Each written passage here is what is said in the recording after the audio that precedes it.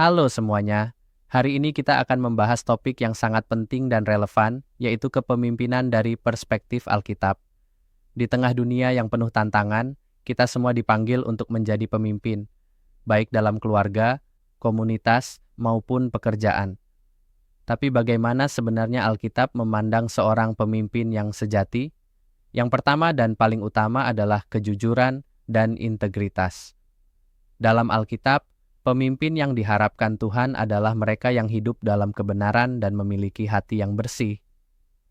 Contohnya, kita melihat Nuh, Musa, dan Ayub, mereka bukan hanya memimpin, tapi juga hidup dengan jujur dan dapat dipercaya. Sebaliknya, kita bisa belajar dari Yudas yang gagal dalam kepemimpinannya karena tidak menjaga integritas.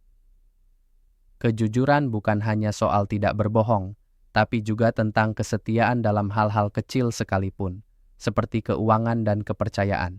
Pemimpin yang tidak jujur cepat kehilangan kepercayaan dan bisa menghancurkan apa yang dibangunnya.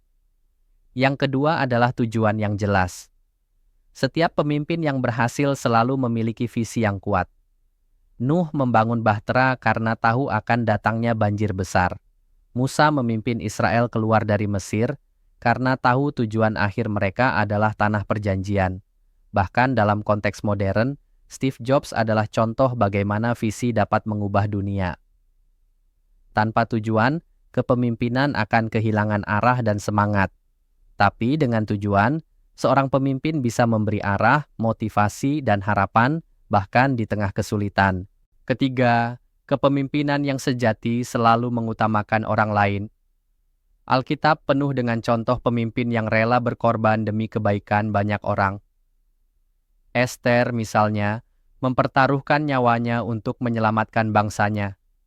Nehemia tetap berpegang pada misinya meski banyak penolakan. Anita Roddick, pendiri Body Shop, adalah contoh modern yang memperhatikan lingkungan dan karyawannya. Pemimpin bukan hanya soal memerintah, tapi melayani dengan hati. Selanjutnya, kasih sayang, pengampunan, dan kerendahan hati adalah kualitas penting lainnya. Yesus mengajarkan kita untuk melakukan kepada orang lain seperti yang kita ingin mereka lakukan kepada kita, aturan emas yang seharusnya menjadi dasar kepemimpinan. Pemimpin yang penuh kasih akan mampu mengampuni dan menunjukkan empati, membangun hubungan yang kuat dengan timnya. Kerendahan hati, seperti yang dimiliki Raja Salomo ketika meminta hikmat daripada kekayaan, membuat pemimpin menjadi bijaksana dan disegani, bukan karena kekuasaan, tapi karena hatinya. Dan terakhir, komunikasi dan kemampuan mendelegasikan adalah keterampilan penting. Pemimpin yang baik harus bisa menyampaikan pesan dengan jelas, tapi juga mendengarkan dengan tulus.